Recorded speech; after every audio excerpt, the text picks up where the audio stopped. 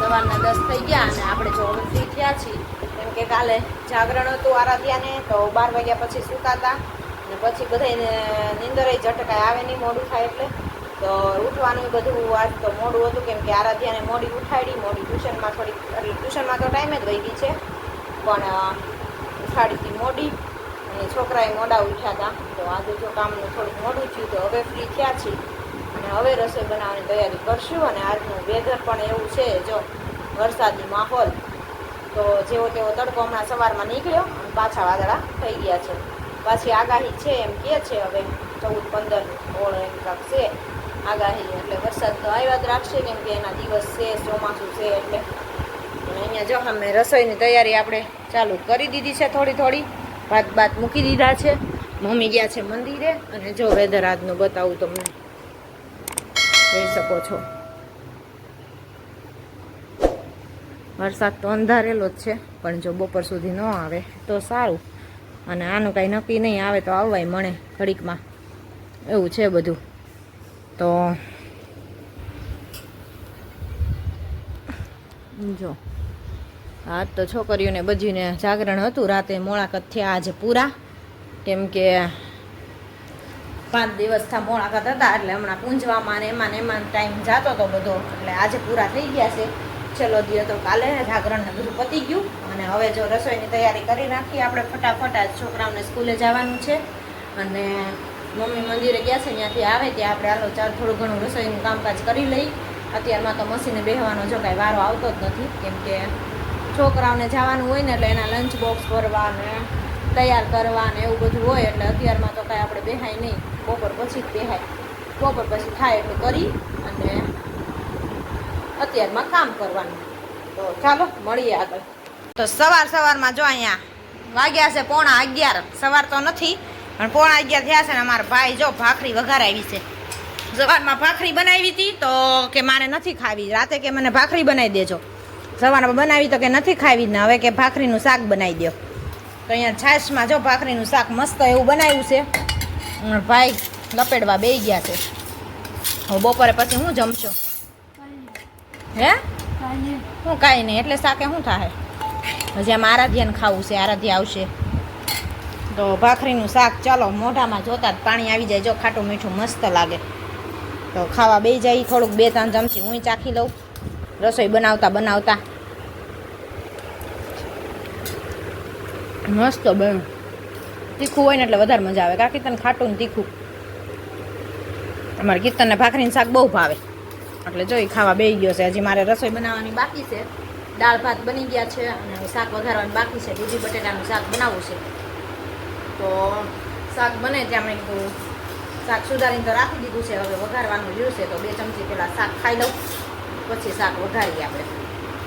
તો જો મમ્મી અહીંયા દવાખાનેથી દવા લઈને આવ્યા. આમ જો ઢગલા દવા છે જીવી તાકુથી હું કરું તૈયાર.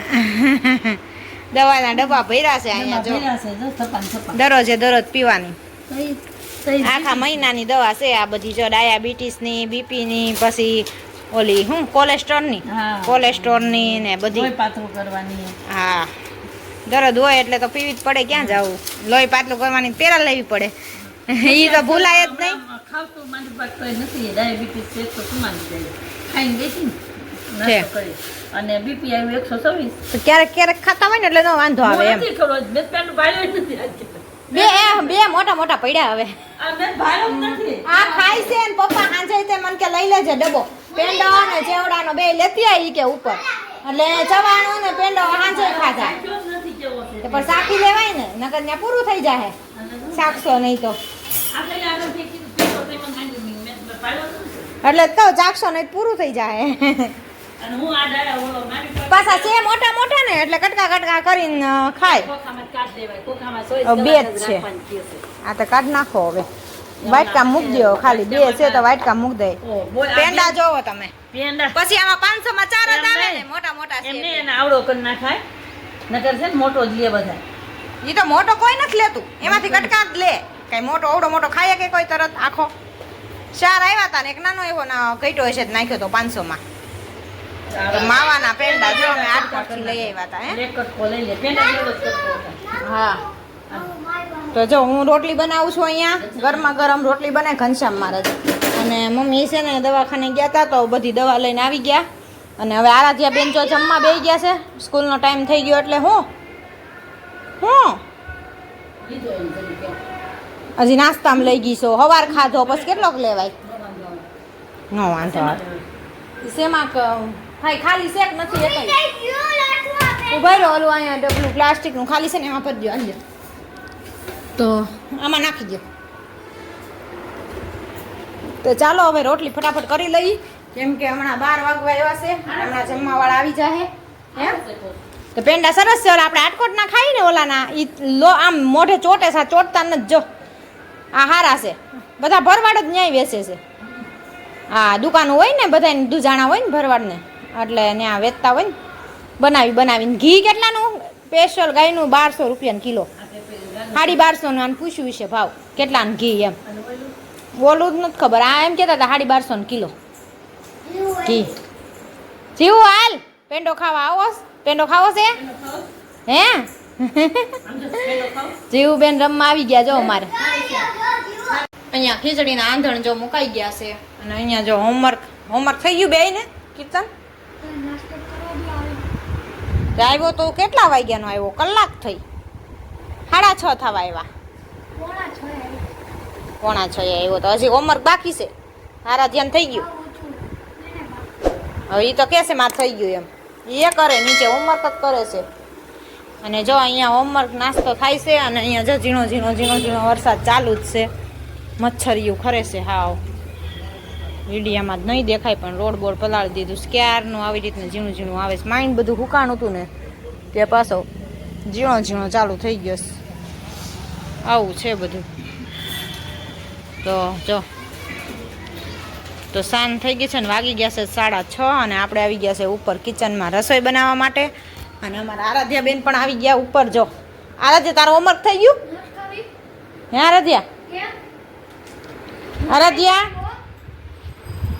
તારું હોમવર્ક થઈ ગયું એમ કહું છું તને પૂછવાનું છે તને રાંધતી વખતે જ પૂછવાનું યાદ આવે પછી ક્યારે મારે રસોઈ બનાવવી તને પૂછવું ઓલી સિલાઈ વહી ગઈ છે જો ને સિલાઈ કરવી પડશે ત્યારે ઉપર ત્યાં નહીં સ્લીવે કાલ સંભાર જેવો કાલ સિલાઈ મારવાની છો ને અને અમારા આરાધ્યા બેન જો મેજિક બુક લઈ આવી છે લીધી છે તો કીધું નહીં પણ હવે હાથ પાસે હાથમાં આવી ગઈ છે કાઢી છે એટલે કા એટલે આવું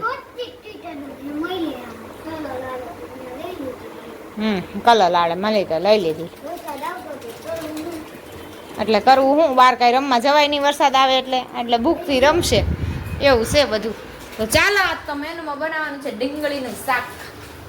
ડુંગળીનું શાક ખીચડી અને રોટલી તો ખીચડી તો આંધણ મુકાઈ ગયું છે અને હવે ચાલો ડુંગળી સુધારી નાખી 6:30 થઈ ગયા છે હજી સુધારશું ને બધું કરશું ત્યાં 8 વાગી જશે પછી શાક બનાવશું અને રોટલી બનાવશું તો ચાલો આવો ડુંગળીનું શાક ખાવા હે આરાધ્યા ડુંગળીનું શાક ખાવું ને હું આમ આવ નહીં તો હું ખાઈશ તું ડુંગળીનું શાક તો મસ્ત લાગે આરાધ્યા પંજાબી જેવું લાગે કાલે અરે જાને હમણાં ખાશો દરરોજ શું ખાશો આ મોળા કરતા સારું જ ખાતી હતી હા ઢોસા કાલ ન કરાય કાલ તારા પપ્પાને શનિવાર છે બેનને ઢોસા ખાવાનું મન થયા છે કાલ શનિવાર છે તારા પપ્પાને કાલ નહીં આપણે રવિવારે કાંક ખાવું હો રવિવાર બનાવશું હો તો ખાવા જવું છે તારા પપ્પાને કહે છે ઢોસા ખાવા જવું છે આ તારા પપ્પાને વાત કરજે ઓ આ તો જોઈએ આપણે તો આથણું ખાજે તો ચાલો આંધણ ઉગળી ગયું છે તો કુકર બંધ કરી દઈને પછી આમને પાણી ભરી જાય અને ખીચડી રહી જાય બાકી તો અહીંયા જો આખી ડુંગળીનું શાક મસ્ત રેડી થાય છે વઘાર તો થઈ ગયો છે હવે થોડીક વાર 2 સીટી કરી નાખીને એટલે આપણી ડુંગળી અહીંયા ચડી જાય તો આજ તો આખી ડુંગળીનું શાક ખીચડી ને રોટલી તો અમારે કેદુનું આખી ડુંગળીનું શાક ગામડેથી ડુંગળી ઝીણી આવી હતી ને તો કેદુનું આખી ડુંગળીનું શાક કરવું થતું હતું પણ કાંઈ વારો આવતો નહોતો તો આજે જો વારો આવી ગયો છે તો બનાવી નાખ્યું કોને ભાવે આખી ડુંગળીનું શાક કમેન્ટમાં જણાવજો ખીચડી આરે મજા આવે આખી ડુંગળીનું શાક. તો ચાલો 2 સીટી મારી દઈએ એટલે ફટાફટ ચડી જાય. અને હવે લોઢી મુકાઈ ગઈ છે. જો રોટલી બનાવી નાખી, કેમ કે વાગી ગયા છે 7:30. કેમ કે ડુંગળી ઝીણી ઝીણી સુધારતા 1.5 કલાક તો વહી ગઈ, ફોતરા ઉખાડતા જ તે. તો હવે શાક મૂકી દઈ અને બનાવી નાખી રોટલી. ત્યાં હમણાં જો 8 વાગી જાય એટલે છોકરા ભૂખ્યા થઈ ગયા છે. તો રોટલી માંડી દઉં ત્યાં એક બાજુ શાક ચડી જાય. ચાલો તો જો અમારા આરાધ્યા બેન દડો લઈને જો વીખી નાખ્યો. મેં એમાં ભરાયો તો વીખીને બેહી ગઈ આખો. આખો ક્યાં વીખ્યો? હું વીખ્યો જ તે ને, તો એ કર્યું હું તે આખો ક્યાં વીખ્યો યો. ને અહીંયા મમ્મી જો રાતપાળી કરવાની સાચી બે હાડી કરવાની છે ને તો પૂરી કરી નાખે.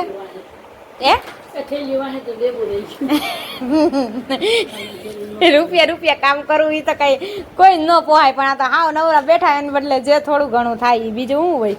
એમાં ડેબુદ રહી જાય ને, આમાં થાય એવું થોડુંક એમાં થાય. આમાં તમે ઘડીક કરશો ત્યાં લ્યો હમણાં 100-150 કરી નાખશો. એ તો કહું છું. અને ઓલામાં રૂપિયા કરવાનું એટલે બપોર પછીનું માંડી 100 રૂપિયાનું થાય કામ. એ કઈ પોહાય કરી દી. આ તો અમારે જવાના હાલે, નવરા હોય એને બીજું શું કરવું. તો આવું છે બધું. જો કામ ધંધા, બહારના ધંધા તો બધા એવા જ છે. તો ચાલો જો મમ્મી બેસી ગયા છે ફોન પેલા કરવા માટે, અને અમારા આરાધ્યા બેન જો વાત બેઠા છે રમવા. ન કરે હવે એમ કે છે હાલો ઉપર એમ કરે. બેનને નીંદર આવી જાય હે ને, નીંદર આવી છે ને આરાધ્યાને. જો નીંદર આવી ગઈ છે અત્યારમાં. કાલ હુવા દેજો તો હું ટ્યુશનમાં કોણ જાહે?